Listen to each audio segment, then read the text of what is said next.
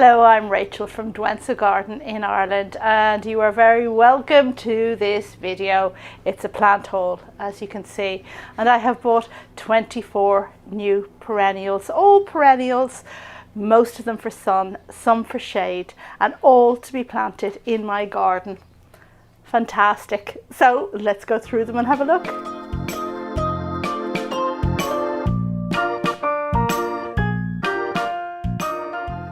The weather has been very strange here in Ireland since the beginning of August, and it no soon as turned the 1st of August, then suddenly it started to feel like autumn was setting in.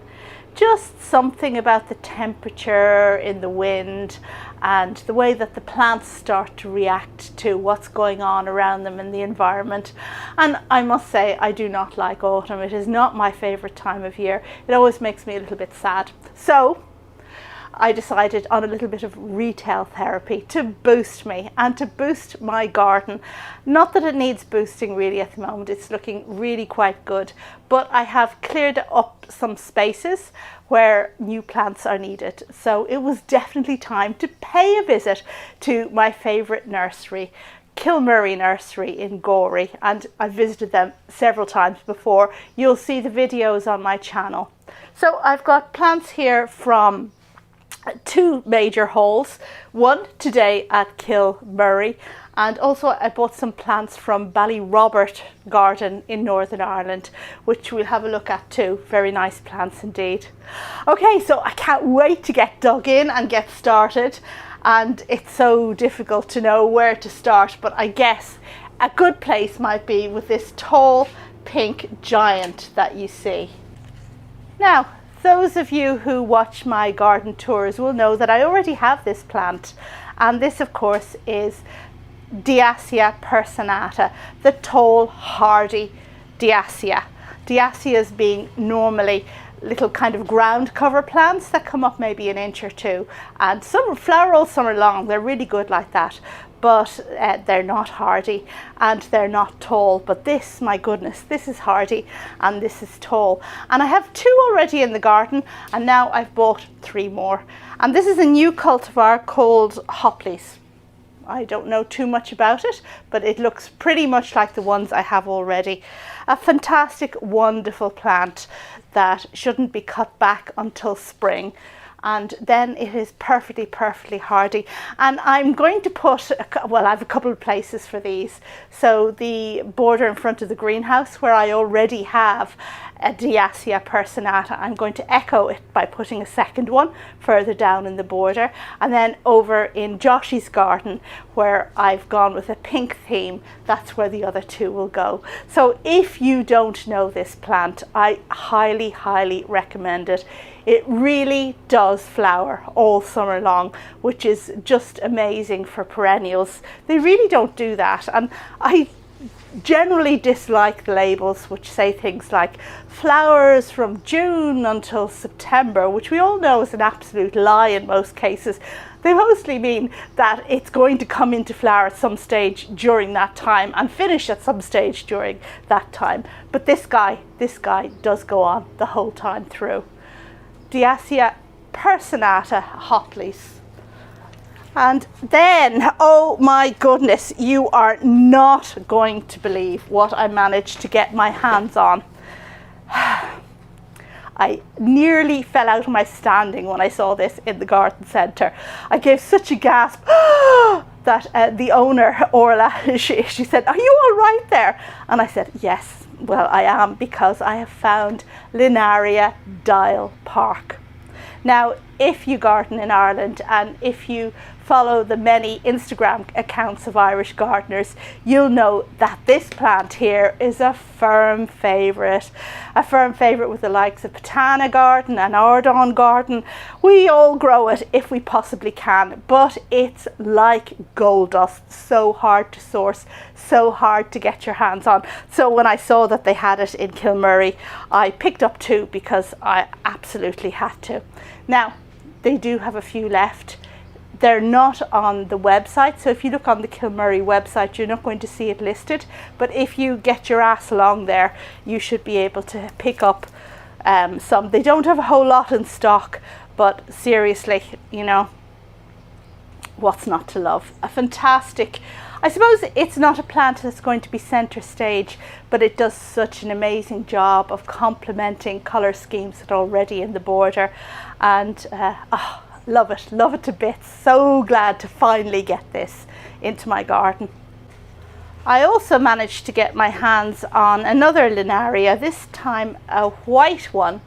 And you know, I grow the pink one that seeds about in my garden already, the one called Linaria purpurata, and also the one called Peachy, which is amazing. This one is called Springside White, and it looks really quite beautiful.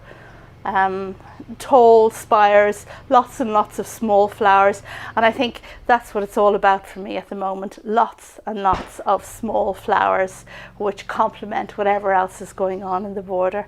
Absolutely beautiful one. And yeah, the next two plants that I picked up from Kilmurray are well, they're great ones. So the one on my right is a Helenium Sneezeworth called Sahan's Early Flower. Again, you've seen it already in my garden, but this is such a good one. It just flowers for the longest time. And Kilmurray do have some other ones there if you want to, not on the website, but they do have it there. If you go along, I'm sure you'll be able to pick up one.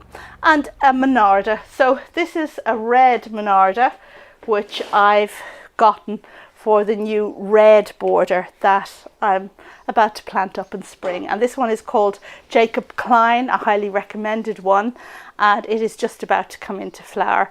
Now, things when they're in pots, of course, they don't behave the same as they will when they're in the ground. So I think this should be in flower already normally, but just because it's in a pot, it's behaving a little bit differently. But lots of buds, and I will have flowers this year. So this I am definitely looking forward to try out. I think it has an AGM, Award of Garden Merit, which is always a bonus, always something to look out for. And now we have a firm garden favourite. This is an Agastache called Black Adder, and maybe you know it already. I have had it in the past and I've lost it, but now I've got it back again. Now, the only disadvantage with this one, which flowers in full sun, needs to be grown in full sun like all the other ones I've shown you beforehand.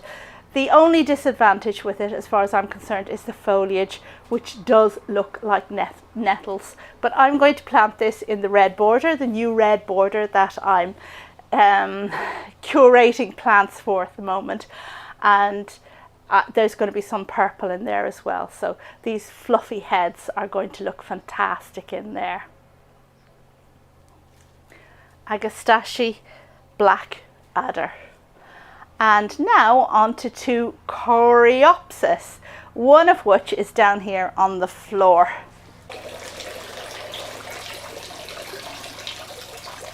Now this poor fellow is sitting in water because it was attached to the nursery floor through the bottom of the pot. So when I lifted it up, it kind of tore the roots a little bit. So I'm just giving it a lot of water to help it revive itself very quickly. And this is, which Coreopsis is this? Lemon Drop. The flowers are gorgeous. They're small, they're single, they're yellow and white, and they just look delightful. And I know exactly where I'm going to place this plant because I've recently cleared out a space in a border in the garden. So I had a very large hosta in an area in the garden for many years, and this all comes back to the time when my garden was new and it was a novelty to be able to grow hostas because the whole garden was open and therefore full sun. So if I managed to get a hosta in the ground, I was very pleased with it. But as time goes on, you realise that your full sun areas really aren't for hostas, and plus this one was an absolute martyr for the slugs. We will see, now that I've managed to dig it up and get rid of it, how the slugs behave in my garden. Will they decimate everything else because their favourite lunch is gone? I really don't know. But yesterday I dug up that very, very large hosta and also some horseradish, variegated horseradish, which was in the same border. And now I'm going to plant it up to echo the orange planting of the tiger lilies which are in there. Remember the tiger lilies that I grew from bulbils several years ago? Now, I do know that the horseradish will come back again. This isn't my first rodeo. I've gotten rid of a horseradish before. You just need to be persistent. But this fellow is going to go in there with the Sahans early flower, with the helenium, the orange and the yellow. And they're going to look fantastic with the tiger lilies. This guy, I was told, is quite vigorous and does run. So I may sink him in the border in a pot. We will see. Let's just pop him back in his water now. And I will show you the other Coreopsis. Coreopsis isn't really a plant that I've delved into much, because the one or two I've ever had before have died on me. So I just thought, oh, it's not a hardy plant, and I haven't tended to buy them. But, you know, it's time to move around and try them again and see what happens. And the other one that I got is somewhere in here. So this is Coreopsis Mercury Rising, which is supposed to be a lovely dark maroon red, for the red border, of course. Yeah. And that's the last of the Kilmurray plants. Kilmurray is a wonderful Irish nursery. If you're anywhere in the Gorey area, make it your business to get along there Monday to Friday, and I'm sure you're going to be enthralled by the plant selection on offer there and come away with some nice purchases. The next lot of plants that I got weren't for Kilmurray. They were by mail order from a nursery in Northern Ireland called Ballyrobert, who has a beautiful garden as well. And one of the things that triggered me to order from this nursery is, well, first of all, the postage is really quite cheap. The first consideration, though, was that they had some gorgeous plants that I wanted to get my hands on. Now, this doesn't look much, but this is Chrysanthemum Great Dixter. Oh yeah, I took the label out. But this is a fantastic, fantastic chrysanthemum that has large double orange flowers round about this time of year. Again, things in pots behave a bit differently to how they would in reality, and this is producing buds at the moment. It's a little bit slow, but I know in other people's gardens in Ireland this one is already in flower, so it's not as late as you might think from the fact that this is only producing buds. I bought two. Of course I bought two. What else would I be doing with my money, really? And if you follow Rosie Hardy on YouTube, she recently published a video on plants to place in spaces in your garden. A very informative video, and one of the plants that she talked about was this Chrysanthemum Great Dixter, which was already on my list of things to buy. So when I heard it again from her, I made really quite sure that I would get it very quickly.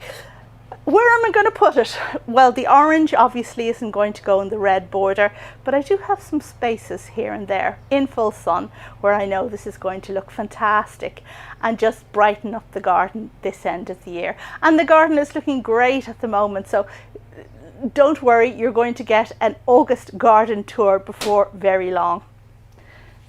So that was from Ballyrobert, and I bought two of those, and there was another chrysanthemum that just caught my eye, Jessie Cooper, which had kind of like deep pink single flowers, I believe. Anyway, it looked quite interesting, and it was on sale, so that went into my cart. And then I got 3 geraniums, all of which have awards of garden merit. I am always on the lookout for good geraniums, to try out new geraniums. And just to let you know, I will mention it again in the garden tour, but there is one called Dreamland that I bought recently, and this year it has really won the award of being the best geranium in my garden this year, because it has just spread. It has, I put it in an area in kind of semi-shade where I wanted it to cover an ugly stump that couldn't be removed, and it really did that. And the flowers just keep on going for the longest time. Pale pink, perhaps not my favourite colour, but such a good plant. So I'm always on the lookout for good geraniums, and this one is called Brookside. I think this one is blue. there's not much to see. I mean, it's a geranium in a pot that isn't in flower. So, and then this one here is it's a variety striatans. I'll put the name up on the screen, but the foliage of this is quite interesting. Look at that. It's a little more substantial and almost sub-shrub like compared to the other one. So I look forward to seeing how this one performs. And then the final geranium is here. Now I just want to say, when this order arrived to me from Ballyroberts, I have not seen such excellent packaging in such a long time. Everything was wrapped up individually, and there were stakes so that the tops of the plants couldn't get broken. A fantastic job. Not seen wrapping that good since my last orchid order. And they came really, really quickly as well. So I highly recommend Ballyrobert. This geranium is called Sirac. Oh yeah, this has kind of purplish flowers, kind of large purplish flowers. And this one was on my radar as being a nice geranium to look out for and try. So I did. Now, when the order arrived from Ballyrobert, the pots that they came in weren't this big. So the plants arrived already potted in the small square pots, and I potted them on immediately. They were all the full of the pot. The roots were the full of the pot. So it was well timed to, you know, just put them into a bigger pot and give them that chance to grow for the few weeks before they go into the ground. Okay, so also for full sun, we have a penstemon, and this one is called Windsor Red because red border. What's not to love? I wanted a pure red penstemon, and this one fits the bill, and I think it has an AGM as well, so what's not to try there. I got a peony as well. This is the red one called Red Charm, which I've had before and lost. It's quite small, but it wasn't expensive, so I wouldn't expect it to be any bigger really for the price that I paid. That'll look great in the red border too. And we have the last plant for full sun, which is a sanguisorba. And okay, well anyway, it doesn't look great, but it will produce tall stems with fluffy white pendulant flower heads, which will look fantastic in the same way as sanguisorba, lilac squirrel, and some of those other ones do. So yeah, I'm absolutely loving sanguisorbas at the moment, very fond of them. And this of course isn't for the red border. There's going to be no white in the red border, but I always have no trouble finding places to put white plants in my garden. Then we have a couple of plants for shade. Well, one of the reasons why I chose Ballyrobert is because they had several Roscoas on their books. And Roscoas, as you know, are fantastic hardy ginger that I love, and I have a collection of them. And this one was called Vincent. It kind of opens quite dark and fades to a kind of palish colour. So it's very nice, and very nice to get that in flower as well. And then the other one, which is the famous Spice Island, darker reddish one, which is very desirable really. But yeah, imagine not having Spice Island. I have so many different Roscoas, but somehow hadn't gotten my hands on Spice Island, so I have to have that. And these will go in Joshy's garden, in the spot where the other Roscoas are. I'm going to enrich it with some compost, and that either in autumn or in spring, and plant these out with the others. And it's going to be great. I'm going to have a proper little collection there near the tree behind the bench. And then also for shade, we have Brunnera. I mean, Brunnera, what's not to love? Why wouldn't everybody have Brunneras? This one is called, you have to excuse me, I reuse my labels, and sometimes I don't wash off the previous name. I just write the correct name on the back. So this is Brunnera Silver Heart, not Monarda Coum, and lovely specimen. I have no problem placing that in multiple places in my garden. I have a lot of shady areas now which could do with good plants, so I really have to train myself to look out for plants that will look good in there. And if I can find something that has flowers and tolerates shade, then all the better, but that's always the trick, isn't it? So I did get this one final plant which is in the mint family and does well in shade, and this doesn't look very exciting there, but it's a mellitus. And I know a lot of melituses, they run like the clappers, don't they? But I think this one is a little bit better behaved than the others. And it has gorgeous orchid-like flowers, which would look lovely in numerous places in the garden. I just need to make sure that I put it somewhere where we can actually see those flowers when they pop up. And yeah, so that is the final plant that I got from this major double haul. Okay, so I guess that's all I really wanted to say. Just while you're in the neighborhood, I do want to show you my grapes in my greenhouse. So I'll be showing these again in a greenhouse tour, I hope, but come with me. Do you see them? One bunch, two bunch, and there's a third one over there, and there was a fourth one which was right here, which we gobbled up, and boy were they delicious. The grapevine, of course, is only a few years here in the greenhouse, planted outside and brought into the greenhouse, as is the conventional way to do it in my climate. And this is the first year I've allowed the grapes to mature, because you need to let the vine grow strong, the roots grow strong, before you stress it by allowing it to produce fruit. So we have absolutely enjoyed that first bunch, and we'll enjoy the final three very, very soon. I'm just seeing if they get any bigger. The variety is Black Hamburg, and oh, they are so yummy. Oh, lovely, lovely scent on this agastache. Really, really nice. And that kind of brings me to the end of this video on new plants. I hope you enjoyed it. I hope you'll check back for my garden tour video and my greenhouse tour video in just a short time. And if your weather is beginning to seem a bit like autumn, well, you know what to do. A bit of plant retail therapy is just what the doctor ordered. Thanks for watching. Bye.